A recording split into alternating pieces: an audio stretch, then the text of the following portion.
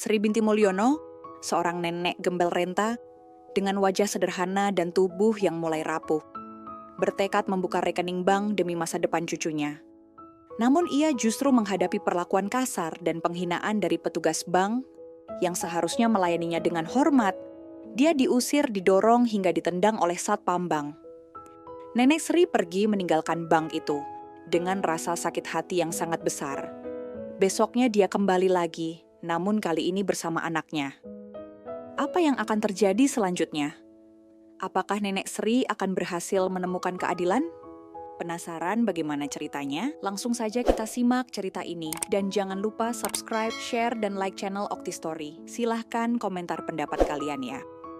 Di suatu siang yang terik di kota Jakarta, matahari menggantung tinggi di langit seperti bola api menyengat yang tak kenal ampun. Udara kota bergetar oleh deru knalpot dan sengatan panas yang memantul dari aspal. Jalanan Sudirman yang selalu sibuk kini tampak seperti arena balap tanpa ujung. Orang-orang berlarian, klakson bersahutan, dan gedung-gedung kaca berdiri angkuh, menjulang seperti raksasa besi yang tak pernah tidur. Di antara gemuruh mesin dan langkah sepatu tergesa, tampak satu sosok yang bergerak berlawanan dengan arus dunia. Seorang perempuan tua berjalan perlahan di atas trotoar. Langkahnya pendek dan lamban, seperti tengah melawan waktu itu sendiri. Ia tak terburu, tak menggenggam ponsel, tak mendongak ke layar iklan digital raksasa. Dunia seperti tak mempedulikannya. Dan mungkin memang begitu adanya. Namanya Sri, usianya 73 tahun. Tubuhnya kecil dan membungkuk, seolah dunia telah meletakkan beban terlalu berat di pundaknya.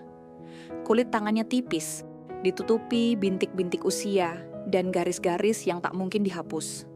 Ia mengenakan gamis batik yang warnanya telah pudar oleh waktu dan cuci ulang tanpa sabun mahal. Ujung lengan bajunya sobek sedikit, dijahit ulang dengan benang yang tak sewarna. Jilbab tipis menutupi rambutnya yang seluruhnya telah beruban, dijahit sendiri dengan mesin tua yang diwarisi dari ibunya. Di bahunya tergantung tas kain lusuh. Warna kelamnya hampir menyatu dengan debu kota. Di dalamnya, ia membawa lebih dari sekadar barang. Ia membawa cita-cita. Di sana tersimpan harapan yang ia rajut setiap hari, setiap sore, saat menjajakan pisang goreng di depan gang rumah kontrakannya di Jatinegara. Sudah bertahun-tahun ia menyisihkan recehan demi recehan. Tidak banyak. Tapi baginya, uang 1.700.000 itu adalah harta. Uang itu dikumpulkan bukan untuk dirinya sendiri, bukan untuk membeli ponsel atau mempercantik rumah. Tidak. Itu untuk cucunya, Rafa, yang tahun ini akan masuk SMP. Ia ingin cucunya punya masa depan yang lebih baik, yang lebih manusiawi. Ia ingin Rafa punya rekening, agar bisa belajar menabung, belajar bermimpi. Hari ini, Nenek Sri memutuskan melakukan sesuatu yang belum pernah ia lakukan seumur hidup. Membuka rekening bank. Bank yang dituju bukan sembarangan. Bank swasta besar, yang logonya sering ia lihat di iklan televisi. Anaknya bilang bank itu aman, bonafide. Katanya, kalau menyimpan uang di sana tidak akan hilang. Tapi ketika Nenek Sri tiba di depan gedungnya, jantungnya berdegup tak karuan. Gedung itu besar, bersih, dingin, seolah menolak setiap yang datang tanpa jas dan sepatu mengilap. Kaca pintunya bening seperti permukaan danau. Dan setiap yang masuk memantul di sana. Berjas, berseragam, berbau wangi. Tapi Nenek Sri menelan air liur, mengencangkan genggaman pada tas kainnya, dan melangkah masuk. Aroma parfum mahal langsung menyergap, bercampur bau kopi dari mesin espresso di sudut ruang tunggu. Lantai marmernya mengilap hingga memantulkan bayangan wajahnya sendiri. Wajah yang penuh kerutan. Wajah yang terasa asing di tempat seperti ini. Beberapa orang yang duduk menoleh. Seorang wanita muda dengan blazer modis menaikkan alisnya. Seorang pria dengan jam tangan mahal memicingkan mata. Tak ada yang berkata apa-apa, tapi tatapan mereka adalah kalimat-kalimat diam yang memukul. Dan sebelum Nenek Sri sempat mencari kemana harus melangkah, seorang satpam muda menghampirinya. "Bu, cari siapa?" tanyanya cepat dan dingin. "Saya mau buka tabungan, Nak. Saya bawa KTP dan uangnya," katanya pelan. Matanya penuh keyakinan kecil yang mulai rapuh. Satpam itu mendecak, menatapnya dari kepala hingga kaki. "Ibu yakin di sini?" "Iya, anak saya bilang di sini banknya bagus, aman."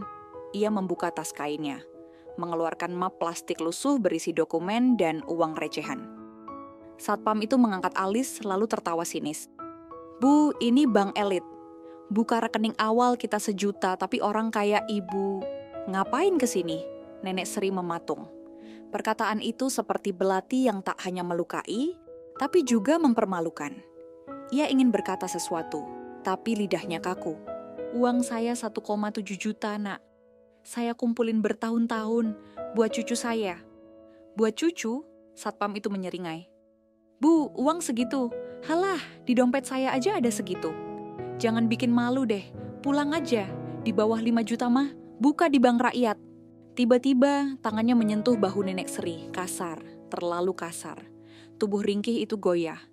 Tangannya mencari pegangan, tapi lantai marmer terlalu licin. Ia jatuh. Suara tubuhnya membentur meja informasi, memecah ruang seperti guntur. Beberapa orang berdiri. Map plastik itu terlempar, dan uang pecahan serta kertas-kertas tua berserakan di lantai mewah. Dan untuk sesaat, dunia diam. Pegawai-pegawai bank hanya terpaku. Seorang wanita di balik loket menutup mulutnya. Kaget, tapi tak bergerak. Seorang pria bersetelan jas hanya menggeleng, lalu menatap keluar jendela. Nenek Sri mencoba bangkit. Lututnya berdarah. Tapi yang paling sakit bukan itu. Yang paling menyakitkan adalah tatapan. Tatapan penuh penolakan. Seolah keberadaannya mengganggu keseimbangan ruangan. Ruangan bank mendadak senyap, seolah waktu berhenti sejenak. Tapi anehnya, tak satu pun pegawai berani turun tangan atau mengulurkan bantuan. Mereka hanya saling berpandangan dengan mata penuh ketidakberdayaan dan, entah disengaja atau tidak, pura-pura cepat mengalihkan pandangan dari sosok tua yang tengah terjatuh di lantai. Seorang pegawai customer service bahkan cuma melemparkan lirikan dingin, lalu bergumam lirih tanpa empati. "Satpam, bawa keluar aja, jangan bikin keributan." Nenek Sri, dengan tangan tuanya yang keriput dan gemetar, berusaha mengumpulkan lembar-lembar uang yang tercecer di lantai.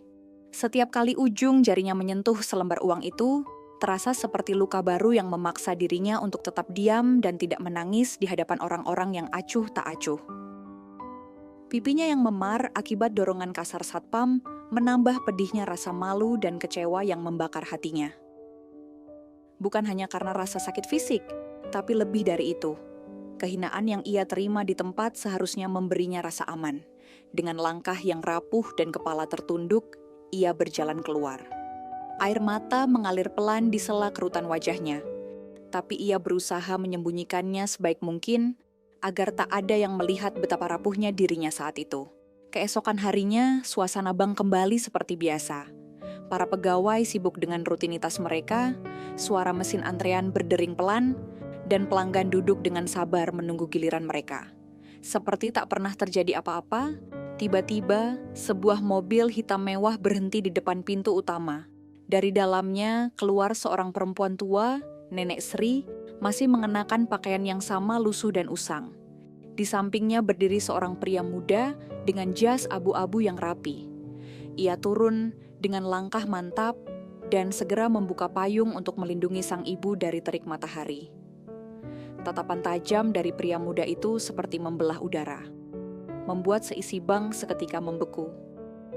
Para pegawai customer service yang tadi tampak biasa saja kini menegang. Teller yang biasanya ramah menunduk dan menghindari kontak mata. Sementara satpam muda yang semalam begitu kasar kini pucat pasi, seolah menyadari betapa besar kesalahannya. Pria itu melangkah ke tengah ruangan dengan penuh percaya diri, lalu berbicara dengan suara lantang dan penuh emosi. "Nama saya Ardian Syahputra, manajer cabang bank ini. Hari ini saya baru kembali dari pelatihan luar kota, dan saya membawa tamu terhormat, ibu saya sendiri." Seisi ruangan terpaku, beberapa pegawai menutup mulut dengan tangan. Ada yang terengah-engah menahan malu, dan satpam yang semalam berani mengusir ibu tua itu kini melangkah mundur perlahan. Wajahnya berubah pucat. Kemarin, beliau datang ke sini dengan niat yang sederhana, ingin membuka tabungan. Tapi kalian memperlakukannya seperti sampah. Mengusir, menghina, bahkan menendangnya hingga jatuh. Kalian melihat ibu saya hanya sebagai wanita tua renta dan menganggapnya bukan siapa-siapa. Tapi ketahuilah, beliau adalah ibu saya. Perempuan yang membesarkan saya dengan tangan yang penuh luka dan peluh. Ardi berhenti sejenak. Suaranya bergetar saat ia menahan air mata yang mulai menggenang di matanya. Beliau bangun subuh setiap hari, menggoreng pisang demi menyekolahkan saya, melewati dinginnya malam dan panasnya siang dengan sabar. Beliau tidak pernah mengeluh, tidak pernah meminta lebih. Dan saat ia hanya ingin menitipkan hasil jerih payahnya di tempat ini, kalian malah menyambutnya dengan hinaan dan kekerasan. Matanya menatap satu persatu wajah pegawai yang hadir, seperti ingin menancapkan rasa malu yang dalam. Mulai hari ini, semua pegawai yang terlibat atau yang membiarkan tindakan kemarin akan dinonaktifkan sementara. Satpam yang melakukan kekerasan akan diproses hukum sesuai pasal kekerasan terhadap lansia. Beberapa pegawai mulai menangis terseduh-seduh, ada yang merangkak mendekat memohon ampun.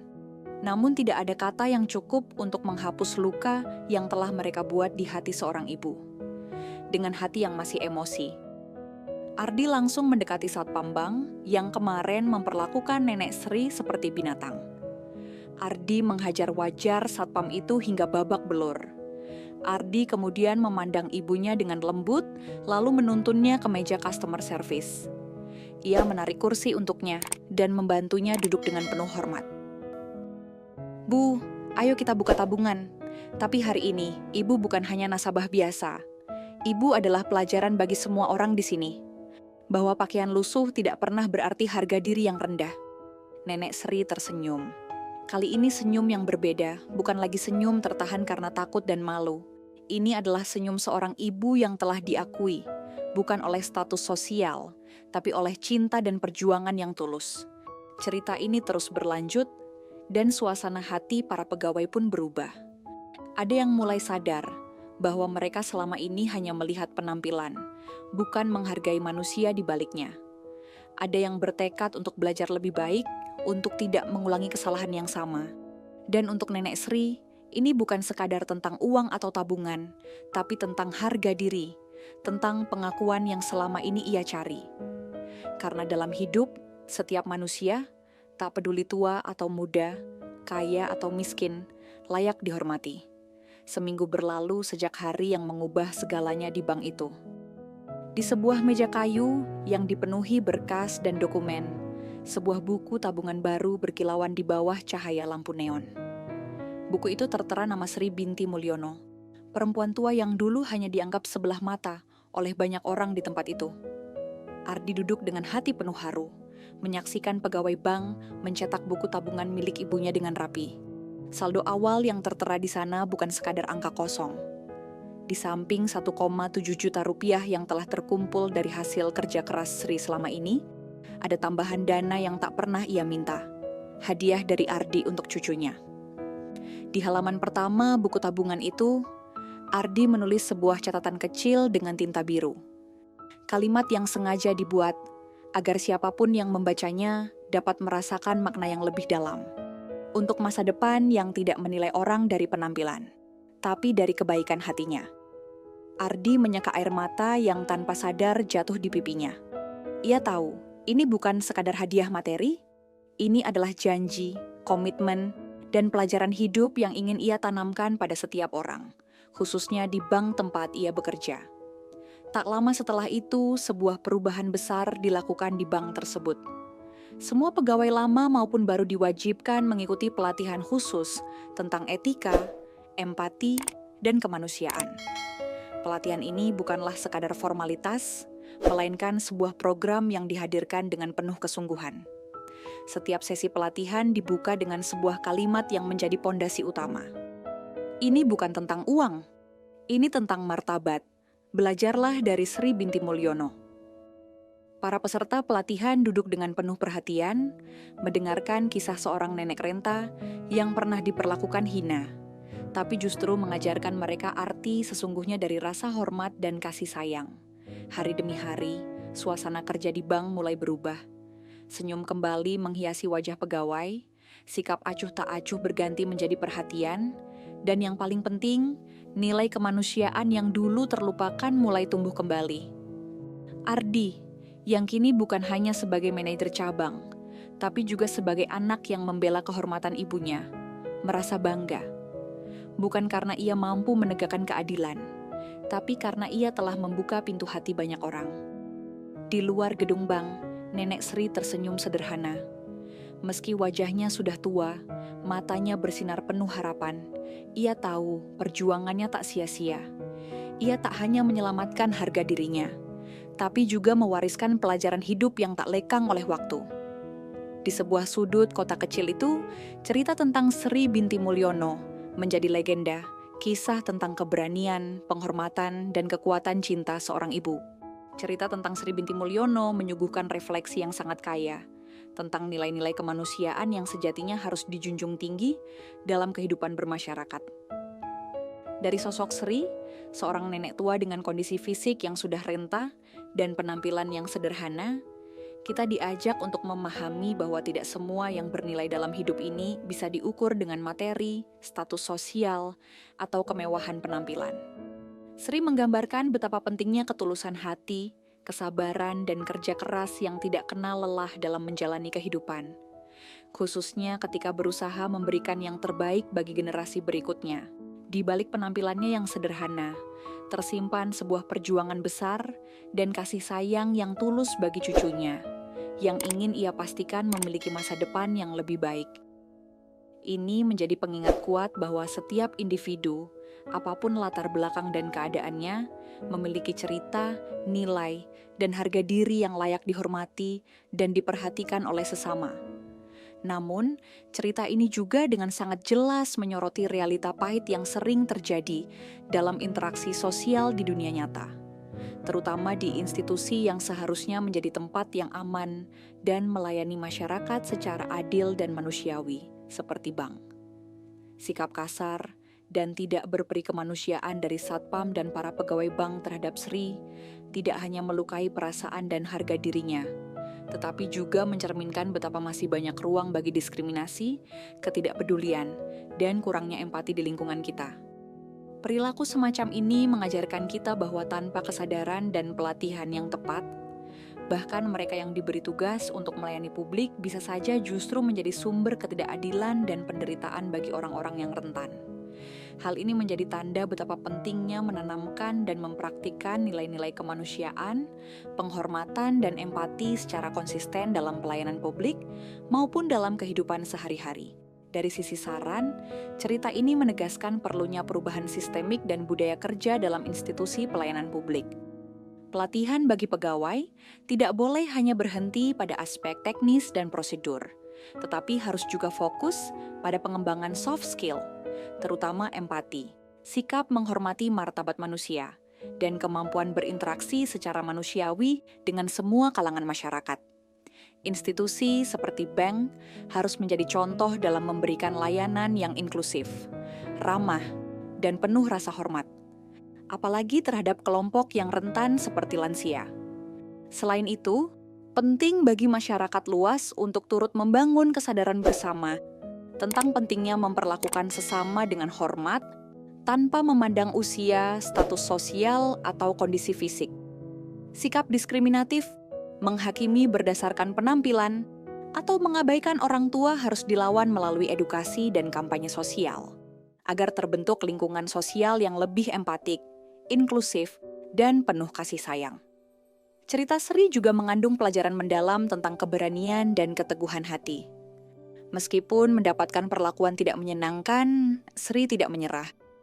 Ia tetap berusaha membuka rekening untuk masa depan cucunya, menunjukkan betapa cinta seorang nenek atau ibu bisa menjadi sumber kekuatan luar biasa yang mendorong seseorang untuk terus berjuang di tengah tantangan dan ketidakadilan.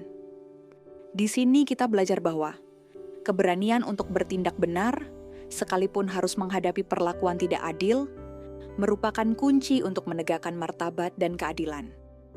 Perjuangan yang dilakukan oleh Ardi sebagai cucu Sri juga menjadi simbol harapan dan pengingat bahwa setiap tindakan memperjuangkan kebenaran dan menghormati orang tua adalah suatu kewajiban moral yang penting bagi generasi muda. Mereka adalah jembatan perubahan yang dapat memperbaiki sistem dan sikap masyarakat agar menjadi lebih baik. Lebih jauh, cerita ini mengingatkan kita bahwa perubahan sosial yang positif seringkali bermula dari tindakan kecil yang berani dan penuh kesadaran. Ketika satu individu berani melawan ketidakadilan, ia membuka peluang untuk refleksi dan perbaikan yang lebih luas di lingkungan sekitarnya. Ini adalah pelajaran penting bahwa setiap orang memiliki peran dalam membangun masyarakat yang lebih manusiawi dan berkeadilan, dan bahwa nilai kemanusiaan harus selalu dijadikan pondasi dalam segala bentuk interaksi sosial. Tanpa kesadaran dan penghormatan terhadap martabat setiap individu, kita akan terus hidup dalam budaya yang kering empati dan rawan konflik sosial. Akhirnya, dari cerita Sri Binti Mulyono, kita diingatkan bahwa menghargai dan menjaga martabat manusia bukan hanya sebuah kewajiban moral, tetapi juga fondasi utama bagi terciptanya masyarakat yang harmonis dan beradab.